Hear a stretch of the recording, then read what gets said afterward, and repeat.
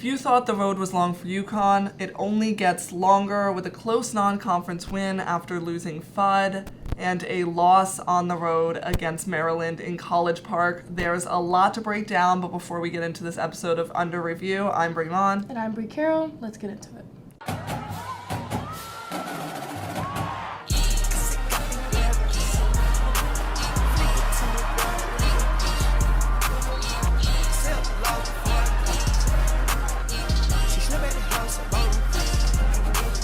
So we came off the Notre Dame loss and had to face Princeton this Thursday at Gamble. Sadly, in an unexpected turn of events, we lose yet another player. Nika Mule hits the floor and is now out for concussion protocol. Gamble was completely silent. It's just one of those things how it's like, how is this still happening? We were already down enough players. Dorka Juhas did not play that game either, and Nika Mule just happens to go down, the leader, I think, of this team. And then Lou Lopez tweaked her foot in the fourth quarter and had to sit out a couple minutes. So the bench gets even shorter, which you wouldn't even believe. Huskies had a tough time adjusting from this. It became a very close game. They were able to take away the win. I think it shows how well they can adjust. But what do you take away from the Princeton game?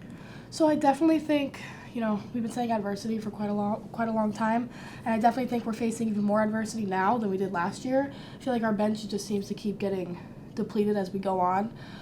Inez saw a lot of good minutes against Princeton, especially with Lou being out. Gino put her in as another guard. Considering she doesn't have that much experience, I think she did pretty well. Amari also saw a lot of minutes. I feel like she was doing pretty well too, considering, again, she kind of thrown in last minute. And with Nika going down, she kind of stepped in place of Paige Azzi when Azzi was out as a leadership position, especially obviously with all of her assists and the way that she can control the floor and call plays. So that's definitely a big blow for us. Although we were able to come out with the win, it definitely wasn't pretty, and I definitely think there's a lot of things that we can improve on from that game.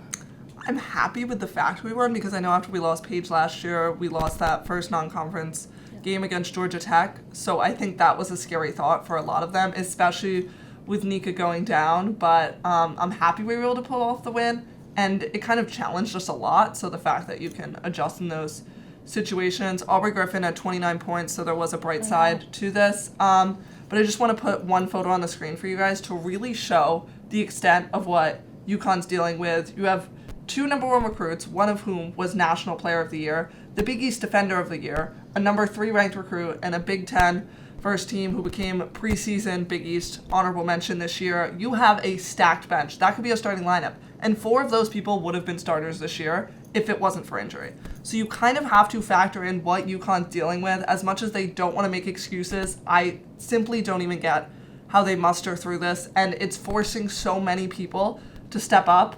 And they did. A lot of people stepped up to the occasion. But the pressure, the exhaustion, it's just truly an unheard of situation, and how much these other players are terrified to get hurt because you would have, one sub.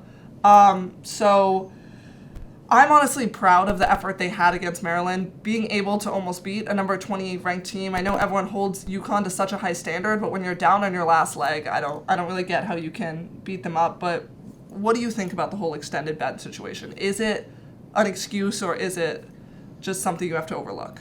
I think it's a little bit of both. I think it's definitely something that they're going to have to, as the season goes on, learn to overlook, because obviously there's nothing you can really do about it. You just kind of have to push through it and build upon it. But I do also think it's important to take that into account when it comes to rankings, when it comes to, looking over how they're playing, because they are being put in a position that they're not used to. Even though with everything that happened last year, like I said before, I feel like we're much more depleted now as opposed to anything before. So I definitely think it's important to not give them an excuse, but kind of put ourselves in their position and understand, it's not going to be an easy road. It's not going to be, what we're used to from them, but that doesn't mean that we're necessarily going to count them out. I completely agree. Additionally, we see Inez backcourt in that starting lineup, and then Amari DeBerry played a lot of extended minutes. I honestly think these two players, two of who barely see minutes most games or wouldn't have this season, depending on the circumstances, showed out phenomenally. I think Inez really stepped up as a point guard, and Amari DeBerry had the block of the year. Came out of nowhere, so clean. Some people in College Park wanted to call it a foul, but I thought it was great. So I really think it was great who stepped up to the occasion there. But overall, just looking at the Princeton and the Maryland game, who do you think is standing out as a leader on the team right now? I definitely think Aubrey Griffin has been stepping up to a leadership position, especially from the Princeton game. She racked up, 29 points. She just, from watching the game, you could tell that she was taking much more of a leadership position when it came to directing the court, directing plays, driving the ball. She just took every opportunity she could to score, to do assists. She was just doing everything, and I definitely feel like, she stepped into that position knowing that she had to step into that position, especially as an older player, as opposed to a lot of the people who are being thrown into position, like Amari, she's a sophomore. Inez is obviously a freshman, So I feel like she definitely was taking on a leadership position. She's definitely going to be a key player going on, especially with a depleted bench. I completely agree. I know Aubrey kind of couldn't find her rhythm in that Notre Dame game. She comes out to Princeton, 11 for 11 field goals. That's insanity. She was averaging 20.5 points this week, 12.5 rebounds. She earned a Big East honor. She completely deserves it. I think she's really showing out, and I think another person who's become so reliable this year is Aaliyah Edwards. Yeah. She has had to deal with all the adversity last year, one of the only players who wasn't out, and continues to have to deal with this year. She's just able to adjust and persist, and she's, I think, one of the most consistent shooters on this team. And I know she had a rough patch last year, and I'm just proud of how much she's grown and how reliable and consistent she's been able to be this season. I'm happy with the guard play from the Maryland game. Lou Lopez Seneschal, obviously a blessing that we got her as a transfer. Yeah. 18 points and 16 points in the two games. And then Caroline and Ayana, we see Caroline kind of come out of her shell. She has 13 points. She only had 2 against Princeton, but she did have 6 turnovers against Maryland. What do you kind of see for Caroline this season? And do you think she's one of the people that needs to step up?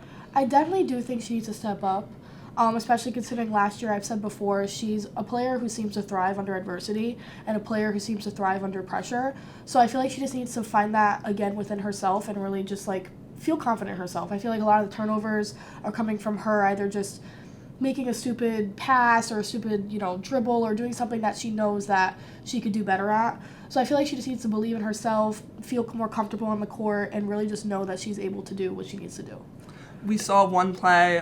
She gets the steal. She goes all the way down the court, scores, hits the back of the basket because out of excitement. I think that she's frustrated a little bit with how her game's going because she's an extremely great and versatile player, and I think it's just kind of a funk. But I'm glad that she was able to score those 13 points. I think a lot of people that watched last season know how dynamic of a guard Caroline is, and I'm happy to see her scoring points again, but not as happy on the turnover side. We did have 22 turnovers that game, which just felt like an astronomical amount. If you were watching the Maryland game, it just felt like so many silly giveaways of possessions. I think Maryland overall had 4, maybe 1 in the first half, so it's just so many points were kind of given away on that front. But we did have 24 rebounds in the first half, and they had 11. So there's positives, there's negatives, but I just think the turnovers are getting to be a bit much, especially when it comes down to a close game, because that's just one possession you gave away. Another person that I'm really liking, who's been playing well, is Ayanna Patterson. She had 10 points in Maryland, which doesn't sound like a whole lot, but as a freshman, I think she's really stepped up and been able to insert where Dorka was. Overall, she's just been doing really well. Yeah, I agree. And then Dorka Juhas is still out, and I'm unsure of if she's going to play in Florida State. We've heard that she was only going to be out 3 games, and it just kind of keeps on persisting. The way that Coach Auriemma describes it, it sounds more like a mental getting back than a physical getting back. But I think with how down we are right now, it'd be great to have her back. Additionally, we don't know when Nika Mule's coming back. She's in concussion protocol, so nothing's been confirmed. So maybe with the long stretch of the week, she could be back on Sunday. I know Edwards said it was kind of hard not having Nika there. A lot of people don't see Nika as this powerful of a force because she's not as big of a shooter, but she's the main facilitator on the team, and she's actually been able to knock down a good amount of baskets this year. So I think that after that game, her presence was heavily missed, and I'm praying that she'll be back for the Sunday game. What do you just think overall about losing to Maryland? It was a close fight, and dropping to number 9 in the AP poll, probably a ranking that they haven't seen in years. So I definitely think it's a learning experience. Obviously, people hold UConn to a very high standard when it comes to, especially playing ranked opponents. We're kind of expected to be within the top 3, top 5, number 1 at all times. But again, like, I keep referring to last year just because it's kind of the same story, a different font. I feel like we've learned to overcome stuff like this. We've had pretty low rankings last year. I think our lowest that we had was number 7, around there. So obviously number 9 is 2 spots lower, but I feel like we can definitely overcome it, especially once we get most of our bench back and once we start getting into a rhythm. It just sucks that we have to keep coming back to this point and keep overcoming a lot of adversity, but I feel like the Maryland game was a big lesson when it comes to turnovers, about just who needs to step up, about shooting, about just a lot of different stuff. And I feel like they could take this and run with it and really learn from the game. So yeah, I think I don't love the number 9 ranking. I don't really disagree with it, with the loss we had, but I just think that this is not a time that we can really showcase our best. I think it's so impressive, the effort that was shown in Maryland and how many people stepped up. Still things to work on, but just how exhausted you could see Aubrey and Aaliyah were. They were having to play these extended minutes and hoping they don't get injured themselves. So I think it is impressive what our team's putting out there, and I think that I don't really mind being number 9 in December, because as Coach Oyama said, national championships are not decided in December. They aren't won or lost now. They're won or lost in April, and I think it'll really just matter when it gets to tournament time, and if this is what's going to be the challenge for us. I think it'll make us better in the long run, and I'm happy with it. I do hope, though, that we can recover some of these players and get into more of a rhythm before those big games like Tennessee and South Carolina, and Florida State, which is coming up on Sunday. So I just think that there's a brighter side to this, and we're now not dependent on anyone. We saw ourselves getting too dependent on AZ Fudd, and she's not there. Nika Mule as a facilitator, she's not there. Everyone's kind of no longer given a role. You just have to step up to the role in that moment. So I am impressed with how our team is doing. It's a long road, but we've seen this team do it before. As many people doubted UConn last season, we were in the national championship. So I just think maybe it'll be a repetitive story, maybe not, but they've dealt with it before, and these exact players.